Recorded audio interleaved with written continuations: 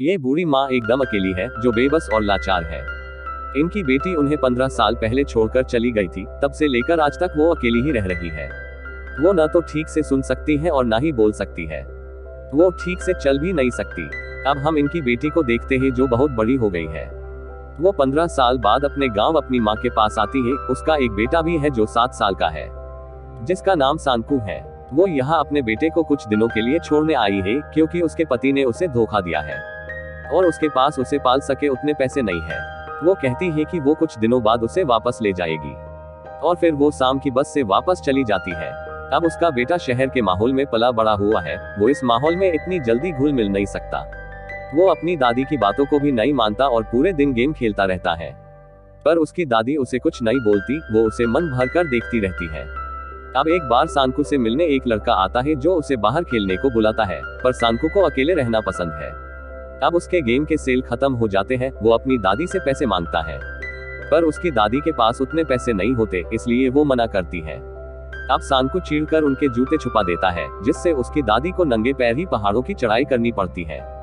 इनके गांव में टॉयलेट की सुविधा नहीं है, इसलिए सांकू एक पोर्ट में टॉयलेट करता है, जिसे उसकी दादी ही साफ करती है। पर सांकू को पैसे न मिलने पर वो उस पोर्ट को भी तोड़ देता है।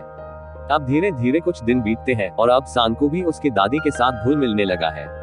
अब एक बार बूढ़ी दादी और सांकू बाजार जाते हैं, जहां दादी लोगों को खरबूजे बेचती है। और फिर जब वो वापस आने वाली बस में बैठते हैं, तो सांकू उसकी दादी से एक लड़का जो कुकी खा रहा था वो मांगता है। अब उसकी दादी खुद चलकर जाती है और उसके लिए कुकी लाती है।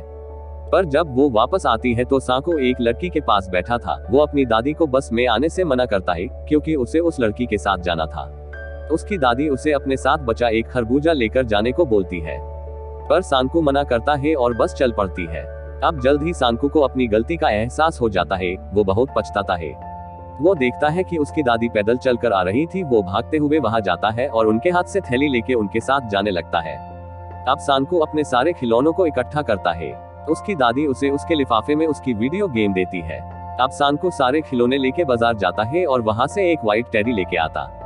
अब जब वो वापस आ रहा था तब वो एक ढलान देखता है। अब वो अपनी ट्रॉली पर बैठता है और नीचे जाने लगता है, पर वो नीचे गिर जाता है, जिससे उसके दोनों घुटने छील जाते हैं। अब वो देखता है कि उसकी दादी उसका ही वेट कर रही थी। उन्हें देखकर वो रोने लगता है। अब सांकू अपनी दादी को पसंद करने लगा था। अब उसकी दादी उसे एक लिफाफा देती है, जो उसकी माँ ने भेजा था।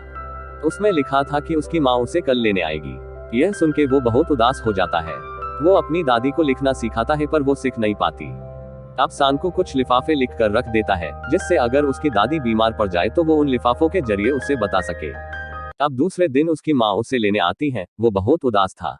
वो अपनी दादी से नजरें चुराता है, पर अंत में वो रह नहीं पाता और अपनी दादी को बस के पिछले भाग से देखने लगता है।